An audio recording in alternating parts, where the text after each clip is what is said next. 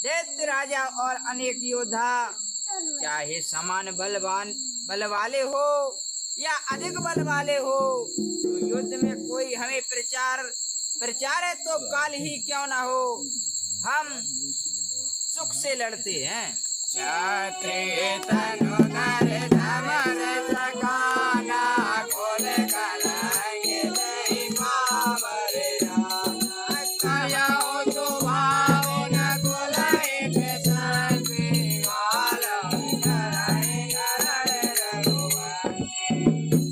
क्षत्रिय का शरीर धारण कर जो युद्ध से डरते हैं, उन्हें कुल का कलंकी और अधम जानो। यह मैं स्वभाव से कहता हूँ, न कि कुलंक की प्रशंसा से। रघुवंशी लड़ाई में काल से भी नहीं डरते हैं।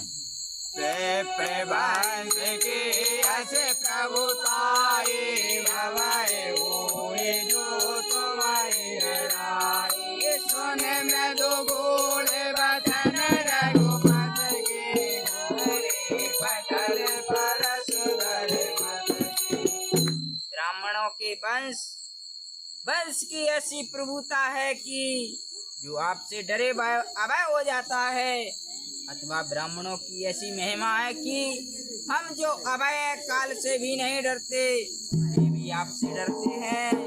अथवा श्री रामचंद्र जी ने भृगुलता का चिन्ह दिखाकर कहा कि विप्र वंश की यह महिमा है कि हम ऐसे अभय हो गए, किसी से नहीं डरते। ये श्री रामचंद्र जी के मृदु और गुण वचन सुनकर परशुराम के हृदय के पटल किवाड़ खुल गए और बोले,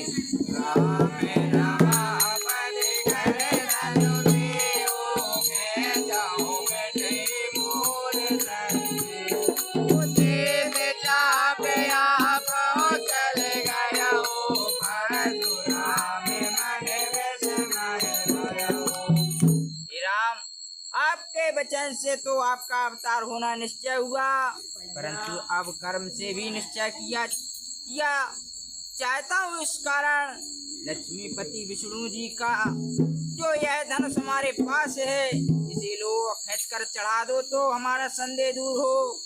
भगवान ने परशुराम जी को धनुष देने के समय कह दिया ताकि जो धनुष को चढ़ावे उसे पूर्ण अवतार जानना और तब करने वन को चले जाना। जब धनुष देते आप ही चढ़ गया, तब तो परशुराम के मन में बड़ा आश्चर्य हुआ कि विष्णु भगवान ने कहा था जो इसे चढ़ावे पूर्ण अवतार जानना, अब यह तो आप ही चढ़ गया। फिर विष्णु रूप से भी परे राम को जान दुर्वचन कहने से खेदित हुए अथवा धनुष देते में परशुराम अपने तेज से आप भी उस पर स्थित हुए। वह उनका ईश्वरीय अंश राम में लय हो गया। जाना राम प्रभाव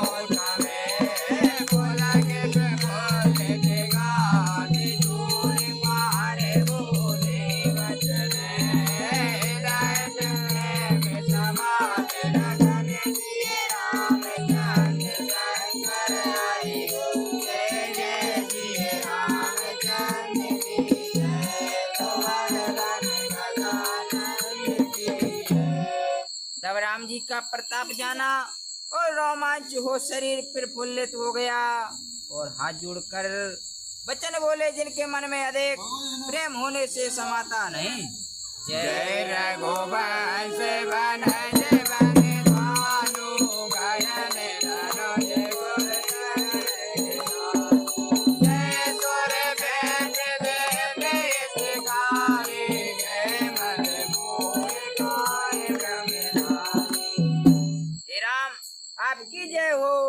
रघुवंश रूपी कमल बन के विकास करने को आप हैं और राक्षस रूपी बन के जलाने को आप अग्नि हैं।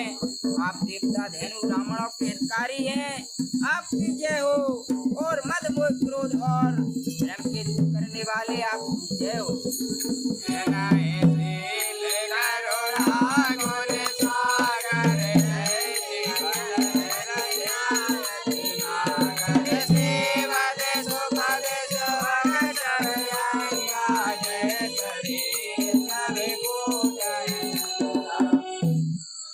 आप विनयशील करुणा और गुण के समुद्र हो। आपकी जय हो। और आपके वचनों की रचना अति श्रेष्ठ है। सेवक के सुख देने वाले आपके सब अंग सुंदर हैं। आपकी जय हो। और शरीर की छवि करोड़ कामदेव की सी है। करो मुख एक प्रशंसा जय महेश मग मानस अनुज के बहुत कहो या ज्ञाता क्षमो जमा मंत्र लोकाता। एक मुख से मैं क्या प्रशंसा करूं। आप तो शंकर के मन रूपी मानस के हंस हो। आपकी जय हो। मैंने अज्ञान से जो अनुचित वचन कहा है उसे आप क्षमा के मंदिर दोनों भाई क्षमा करें। जय जय जय जय रागे बोले तू भगवत गए बनाए कबे तू अपे भाई कोटले भाई बेडरानी जय जय गाय गवाए बाबा। हे रघुकुल के तू आपकी जय हो ऐसा कहे। परशुराम जी तप करने वन को चले गए। छोटे राजा अपने भय से डरे और जहाँ तहाँ कायर अफसर पाकर भाग गए। देवाए देने दो देवी प्रभु पर बरसाए फूल हर से पुर नर नार समे मिटा मोए भर धूल रतन लिए राम चंद्र शंकर हरि ओम जय जय श्री रामचंद्र की जय। अति घने बाजे बजने लगे और सबने मनोहर मंगल सजाए। सुंदर सुंदर नेत्र और कोकिला के समान कंठों वाली स्त्रियों के समूह परस्पर मिलकर गान करने लगे। सुख दे कर भरन न जाए जन्म धरे के मनौने पाई विगत त्रास भय दिए सुभाए जन्म धरे चकोर कुमारे। जनक जी के सुख का वर्णन नहीं हो सका। मानो जन्म के दरिद्री ने खजाना पा लिया। दुख छूटने से जानकी प्रसन्न हुई जैसे चंद्रमा के उदय से चकोर का बच्चा। जनक कीने को गई प्रणामा भ्रम प्रसाद धनु मोय जगत के दो भाई अब जो जनक जी ने विश्वामित्र को प्रणाम कर कहा आपकी कृपा से राम जी ने धनुष तोड़ा है। हे मुझे दोनों भाइयों ने कृतार्थ कर दिया। अब जो उचित हो सो कीजिए।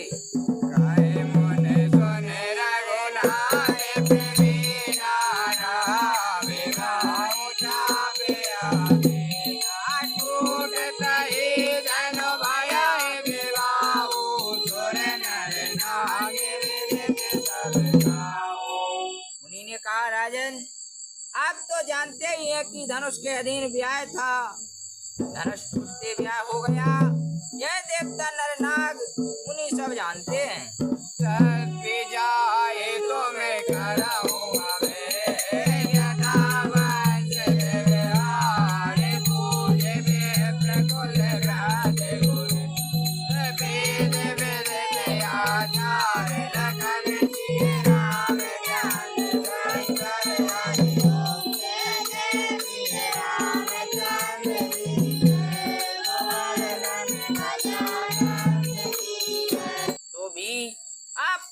वंश का जैसे व्यवहार हो करो। ब्राह्मण कुल वृंद गुरु इनसे पूछकर जैसा वेद में विधान है वह भी करो। विवाह की 3 विधि है। पहली स्वयंवर जैसा कि फूल वाटिका में विधान किया है कि चली राख और श्यामल मूरत। दूसरी पिता दत्त विधि उठत ही धनु भयो विवाह। तीसरा कुलोचित विवाह। इसी दोहे में कहा सो यह तीनों ही विधान है।